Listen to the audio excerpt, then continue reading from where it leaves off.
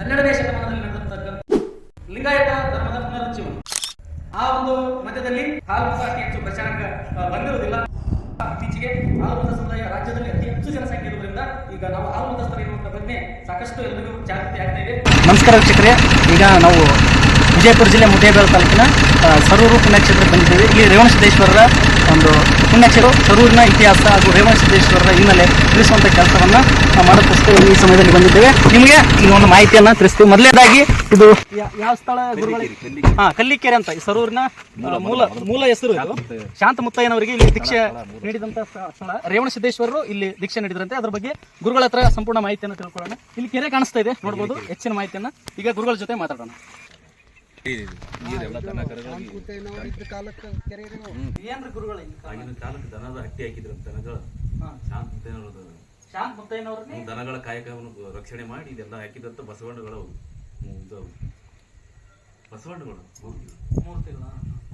ದನ ಕಾಯುವ ಒಂದು ಕಾಯಕ ಮಾಡ್ತಾರೆ. ಹಾಲಿನ ದನ ಹಟ್ಟಿದ್ರು ಅರವಟ್ಟಿಗಳು.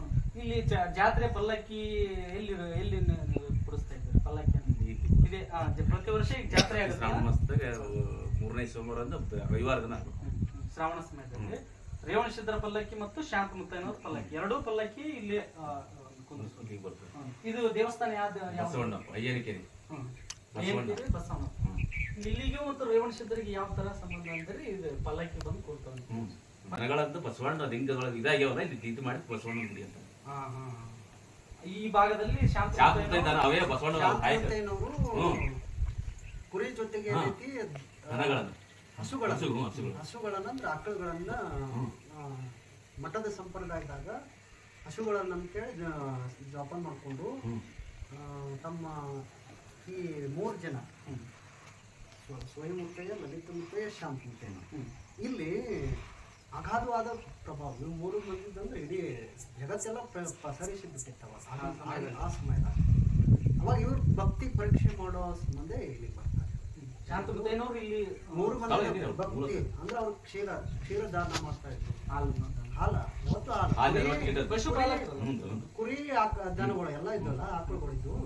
ಅವಾಗ ಏನೈತಿ, ಎಷ್ಟು ಮಂದಿ ಬರ್ತಿದ್ರು ಅವ್ರಿಗೆಲ್ಲ ಯಾವತ್ತು ದಿನನಿತ್ಯ ದಾಸೋಹ ನಡೀತಾ ಇತ್ತು. ಅವಾಗ ಏನೈತಿ, ಇವರು ಜಗದ್ಗುರು ರೇವಣಸಿದ್ರು ಏನೈತಿ ಶಾಂತ ಮುತ್ತಯ್ಯನವ್ರು ಮಠ ಆಗ್ತಿರ್ತ ಮೊದಲು ಬಂದು ಇಲ್ಲಿ ಭಿಕ್ಷೆ ಕೇಳ್ತಾರೆ.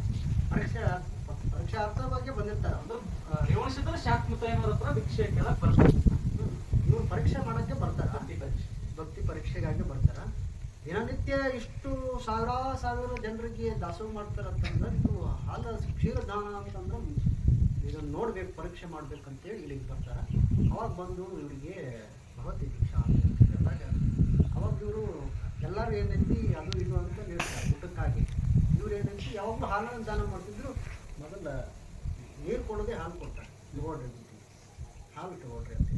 ಮತ್ತೆ ಅದು ಹಾಲು ಕೊಡೋದು ತೃಪ್ತ ಆದ್ಮೇಲೆ ಇವ್ರಿಗೆ ಭಿನ್ನವನ್ನಿಟ್ಟು ಅವ್ರಿಗೆ ಉಪಚಾರ ಅಂದ್ರೆ ಮನೆಯಲ್ಲಿ ಅವರು ತಮ್ಮ ಧರ್ಮಪತಿಯವ್ರ ಜೊತೆಗೆ ಏನೈತಿ ಎಲ್ಲ ಥರದ ಗುರುಗಳು ಒಂದು ನಮ್ಮ ಇದಕ್ಕೆ ಬಂದಿದ್ದಾರೆ ಅಂಥೇಳಿ ಎಲ್ಲ ಥರ ಸಿದ್ಧತೆ ಮಾಡ್ತಾರೆ.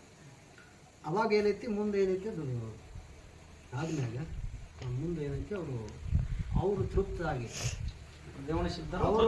ಆತಿಥ್ಯವನ್ನ ಸ್ವೀಕರಿಸಿ ಏನೈತಿ ಅವರು ತೃಪ್ತರಾದ್ಮ್ಯಾಗ ಅವಾಗ ಶಾಂತ ಮುತ್ತಯ್ಯನವರ ಅವರ ದೃಷ್ಟಿ ಅವ್ರ ಮ್ಯಾಗ, ಅವರ ಮುಗ್ಧತೆ, ಅವರ ಒಂದು ಇದು ಭಕ್ತಿ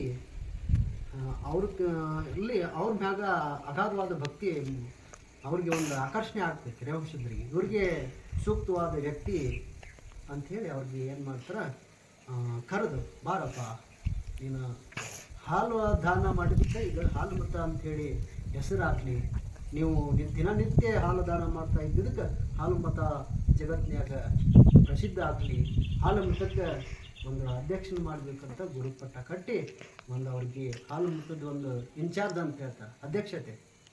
ಅವಾಗ ಏನೈತಿ ಹಾಲು ಮತಕ್ಕೆ ಅಧ್ಯಕ್ಷನನ್ನಾಗಿ ಮಾಡಿ ಸಮಾಜಕ್ಕೆಲ್ಲ ನೀನ ಮುತ್ತಜ್ಜನಾಗಿ ಮೆರೆಯೇ ಅಂಥೇಳಿ ಅವರು ಅದೇ ಸ್ಥಾನದ ಅದೇ ಈ ಸ್ಥಾನ ಅದೇ ಕಲ್ಲಿಕೆರೆ ಅಂಥೇಳಿ ಈ ಗ್ರಾಮ ಮೊದಲಿತ್ತು. ಅವ್ರ ಭಕ್ತಿದಿಂದ ಏನೈತಿ ಅದು ನಿಮಗೆ ಆಗಾಳಿ ಹೇಳಿದ ಪ್ರಕಾರ ಇತಿಹಾಸ ಅವರು ತಪಸ್ಸು ಮಾಡಿ ಹಿಂದಾಳಿ ಏನೈತಿ ಸರೂರನ್ನು ಗ್ರಾಮ ಆಗ್ಬೇಕಾದ್ರೆ ಅದು ಅದನ್ನು ಅದು ಕರಿಮಲ್ಲಿಗೆ ಮತ್ತು ಸೂಜಿ ಮಲ್ಲಿಗೆ ತಮ್ಮ ಇದು ಸಾಕಾಸದಿಂದ ಸುರುಷಿಂದ ಶಿವಪಾರ್ವತಿಯರು ಪ್ರತ್ಯಕ್ಷ ಆಗಿ ಶಿವ ಏನಂತೆ ತನ್ನ ಭಕ್ತನಿಗೆ ಶಾಂತಮುತ್ತಯ್ಯನವರಿಗೆ ರುದ್ರಾಕ್ಷಿಗಳನ್ನು ಕೊಟ್ಟಿದ್ದಕ್ಕಾಗಿ ಸರ ಕೊಟ್ಟಿದ್ದರಿಂದ ಮುಂದೆ ಇದಕ್ಕೆ ಸರೂರ್ ಅಂತೇಳಿ ಗ್ರಾಮ ಆಗಲಿ ಅಂತ ಆಶೀರ್ವಾದ ಮಾಡಿದ್ರು. ಅದು ಅದೇ ಪ್ರಕಾರ ಸರೂರ್ ಅಂತ ನಾಮ ಈಗ ಆಗಿದೆ. ಈ ಸದ್ಯಕ್ಕೂ ಪ್ರೆಸೆಂಟ್ ಅದನ್ನೇ ಕರೀತಾರೆ. ಈಗ ರೇವಣಸಿದ್ಧರು ಶಾಂತಮುತ್ತಯ್ಯನವರಿಗೆ ದೀಕ್ಷೆ ನೀಡಿದಂಥ ಸ್ಥಳ ಕಲ್ಲಿನ ಕೆರೆ ಎಲ್ಲಿ ಐತಿ ಅದು? ಕಲ್ಲಿನ ಕೆರೆ ಇಲ್ಲಿ ಪಕ್ಕದಾಗ ನೋಡೋಣ್ರಿ. ಹಾಂ ಹಾಗೆ.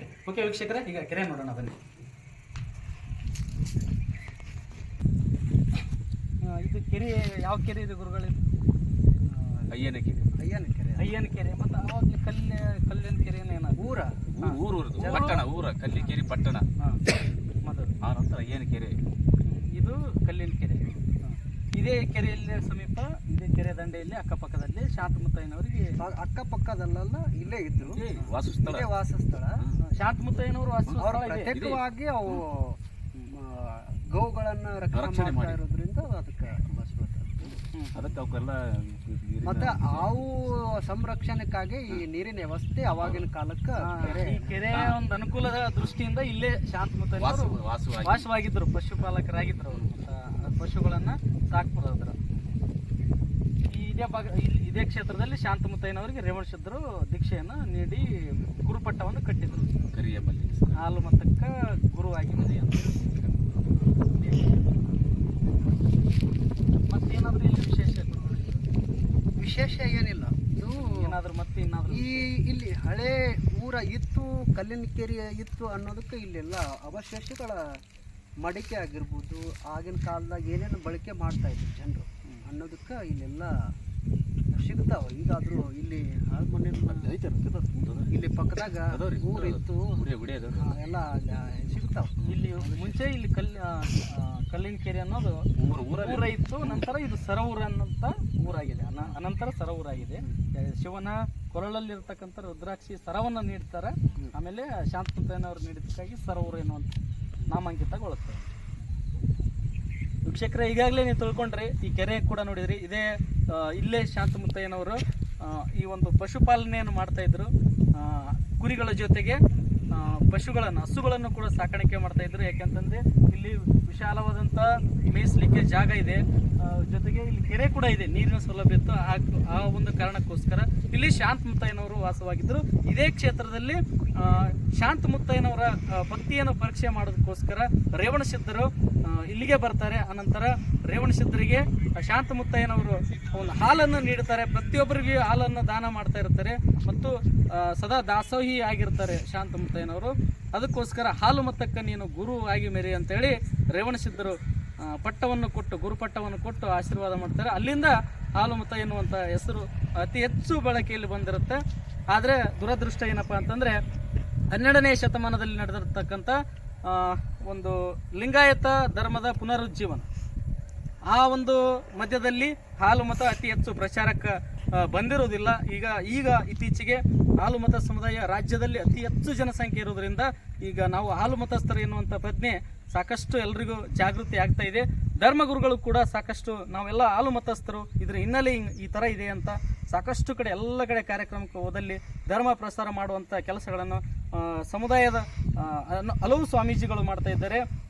ನಿರಂಜನ ಸ್ವಾಮೀಜಿ ಆಗಿರ್ಬೋದು, ಸಿದ್ದರಾಮಾನಂದ ಸ್ವಾಮೀಜಿ ಅವರಾಗಿರ್ಬೋದು, ಈಶ್ವರಾನಂದ ಸ್ವಾಮೀಜಿ ಆಗಿರ್ಬೋದು, ಶಿವಾನಂದಪುರಿ ಸ್ವಾಮೀಜಿ ಆಗಿರ್ಬೋದು, ಶಾಂತಮಯ್ಯ ಸ್ವಾಮಿಗಳಾಗಿರ್ಬೋದು, ಆಯಿತು ನಮ್ಮ ಶರಭಯ್ಯ ಮಹಾಸ್ವಾಮಿಗಳಾಗಿರ್ಬೋದು, ಇನ್ನೂ ಸಾಕಷ್ಟು ಜನ ಇದ್ದಾರೆ. ನಮ್ಮ ಬಸಯ್ಯ ಮಹಾಸ್ವಾಮಿಗಳು ಗುರುಗಳು ಏನಿದಾರಲ್ಲ, ಹಾಲುಮತ ಧರ್ಮಗುರು, ಈ ಥರ ಅನೇಕ ಧರ್ಮಗುರುಗಳು ನಮ್ಮ ಸಮುದಾಯದಲ್ಲಿ ಹಾಲುಮತ ಧರ್ಮದ ಜಾಗೃತಿಯನ್ನು ಮೂಡಿಸುವಂಥ ಕೆಲಸ ಮಾಡ್ತಾ ಇದ್ದಾರೆ. ಆ ಗುರುಗಳಿಗೆ ನಾವು ಯಾವತ್ತು ಶಿಷ್ಯರಾಗಿ ಅವರು ಮಾಡುವಂಥ ಕೆಲಸಕ್ಕೆ ನಾವು ಶಿಷ್ಯರಾಗಿ ಎಷ್ಟು ಸಪೋರ್ಟ್ ಮಾಡಬೇಕಾಗಿದೆ. ಅವರು ಹಾಕಿಕೊಟ್ಟಂಥ ಮಾರ್ಗದಲ್ಲಿ ನೀವು ನಡಿಬೇಕಾಗಿದೆ. ಈ ಹಾಲುಮತ ಧರ್ಮ ಇನ್ನೂ ಉನ್ನತವಾಗಿ ಬೆಳಿಬೇಕಾಗಿದೆ. ಹಾಲುಮತದ ಇತಿಹಾಸ, ಪರಂಪರೆ, ಈ ಒಂದು ಶ್ರೀಮಂತಿಕೆಯನ್ನು ಇಡೀ ನಮ್ಮ ಅಖಂಡ ಭಾರತ ದೇಶದಲ್ಲಿರ್ತಕ್ಕಂಥ ಹಾಲುಮತ ಸಮುದಾಯದ ಪ್ರತಿಯೊಬ್ಬರಿಗೆ ತಿಳಿಸುವಂಥ ಕೆಲಸ ಮಾಡಬೇಕಾಗಿದೆ. ಯಾಕಂತಂದರೆ ಪ್ರತಿ ಊರಿಗೆ ಹೋಗೋರಿಂದ ಗುರುಗಳು ಹೇಳೋಕ್ಕಾಗೋದಿಲ್ಲ, ಅದು ವರ್ಷಗಳೇ ಉರುಳುತ್ತವೆ. ಆದರೆ ಒಂದೇ ಒಂದು ಸಾಮಾಜಿಕ ಜಾಲತಾಣ ಇತ್ತೀಚೆಗೆ ಅತಿ ಹೆಚ್ಚು ಪ್ರಚಲಿತ ಇದೆ. ಅದಕ್ಕೋಸ್ಕರ ಇಲ್ಲಿ ಸರೂರಿಗೆ ಬಂದು ಎಲ್ಲ ಮಾಹಿತಿಯನ್ನು ಕೊಡೋದಕ್ಕೋಸ್ಕರ ಇಲ್ಲಿಗೆ ನಾವು ಗುರುಗಳ ಜೊತೆ ನಾವು ಆಗಮಿಸಿದ್ದೀವಿ. ಈ ಮಾಹಿತಿಯನ್ನು ಪ್ರತಿಯೊಬ್ಬ ನಮ್ಮ ಸಮುದಾಯದ ಎಲ್ರಿಗೂ ಈ ಮಾಹಿತಿಯನ್ನು ತಿಳಿಸುವಂಥ ಕೆಲಸ ನಾವು ಮಾಡಿದರೆ ನಿಜಕ್ಕೂ ನಾವು ರೇವಣಸಿದ್ದೇಶ್ವರರ ಕೃಪೆಗೆ ಪಾತ್ರ ಆಗ್ತೀವಿ ಅನ್ನುವಂಥ ಮಾತನ್ನು ಈ ಸಮಯದಲ್ಲಿ ಹೇಳ್ತಾ ಈ ಒಂದು ವಿಡಿಯೋನ ಇಲ್ಲಿಗೆ ಮುಗಿಸ್ತಾ ಇದ್ದೀವಿ. ನಮಸ್ಕಾರ, ಧನ್ಯವಾದಗಳು.